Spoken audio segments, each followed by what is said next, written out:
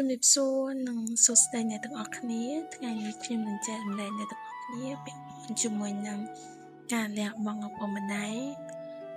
សម្រាប់កូនចឹងអ្នកទាំងអស់គ្នាអាចក៏លេចមើលការរស់នៅប្រចាំថ្ងៃជាក់ស្ដែងឪពុកម្ដាយគឺគាត់ពិតជាខិតខំប្រឹងប្រែងធ្វើការជាគូជាសេះតាំងពីព្រឹករហូតដល់យប់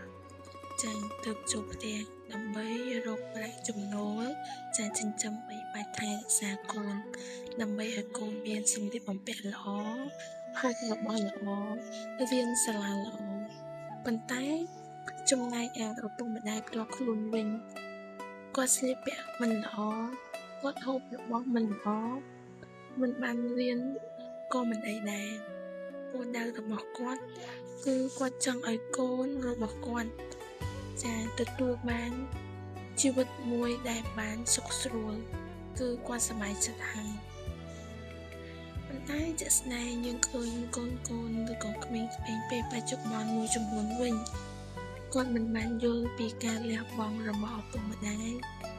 គាត់មិនចេះថែរក្សាគាត់មិនខិតខំប្រឹងប្រែងក្នុងការរៀនសូត្រមួយថ្ងៃពេទ្យសាលាលេងហ្គេមតមាត់ឪពុកម្ដាយធ្វើបាបចិត្តឪពុកម្ដាយហើយក្មេងមួយចំនួនទៀតក៏បានដើរទៅលើផ្លូវខុសខ្សែបគ្រឿងញៀនជួបមិត្តភ័ក្តិដែលមិនល្អចាខ្សែបគប់មិត្តភ័ក្តិដែលបានសង្គមធ្វើឲ្យមួយឆាកជីវិតរបស់គាត់ពោពេញទៅដោយភាពឥតប្រយោជន៍អញ្ចឹងយើងត្រូវត្រឡប់មកគិតវិញថាមើលការលះបង់របស់ឪពុកម្ដាយរបស់យើងវិញថាតើគាត់រាល់ថ្ងៃធ្វើអ្វីខ្លះហើយយើងរាល់ថ្ងៃធ្វើអ្វីខ្លះហើយគាត់ធ្វើអ្វីខ្លះដើម្បីយើងហើយសួរមកខ្លួនឯងវិញថាតើយើងបានធ្វើអ្វីខ្លះដើម្បីឪពុកម្ដាយរបស់យើងហើយឬនៅបើសិនមកអ្នកទាំងអស់គ្នាជាកូនសិស្សជាអ្នកដែលមិនទាន់ជារកប្រាក់ចំណូលឲ្យក្នុងគ្រួសារទេសូមអ្នកទាំងអស់គ្នាគិតឲ្យបានវែងឆ្ងាយថាតើយើងរាល់ថ្ងៃហ្នឹងឪពុកម្ដាយរបស់យើងអត់លះបង់អ្វីខ្លះហើយសម្រាប់យើងហើយយើងបានលះបង់អ្វីខ្លះហើយសម្រាប់គាត់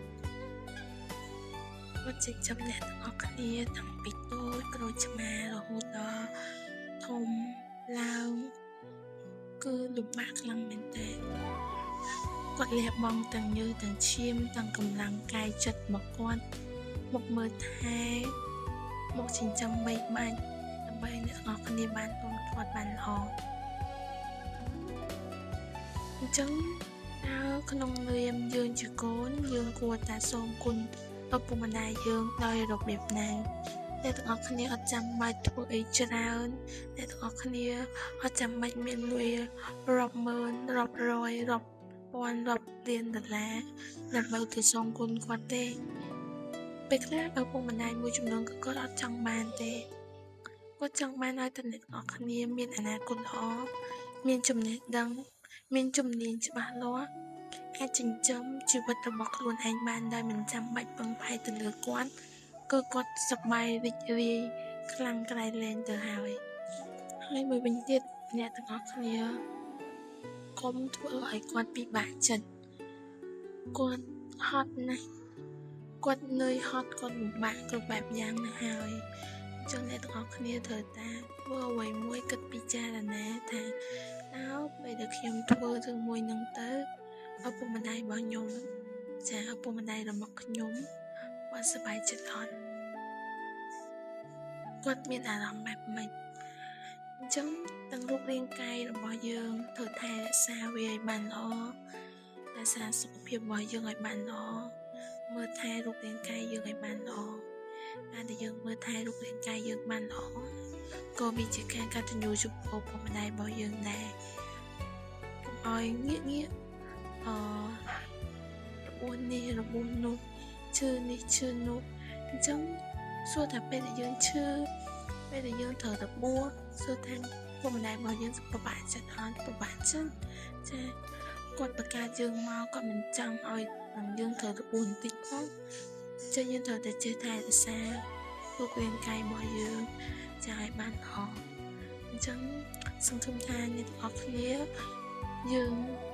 ត្រូវតែខិតខំប្រឹងប្រែងក្នុងការរៀនសូត្រចាមើលថែខ្លួនឯងឲ្យបានល្អរកចំណេះរកជំនាញឲ្យខ្លួនឯងដើម្បីជាការតបស្នងសងគុណពីការនឿយហត់របស់ឪពុកម្ដាយរបស់យើងដែលគាត់ចិញ្ចឹមបីបាច់យើងមកចឹងថ្ងៃនេះខ្ញុំចែករំលែកជាមួយនឹងអ្នកទាំងអស់គ្នាត្រឹមប៉ុណ្ណឹងអរគុណសម្រាប់ការទស្សនា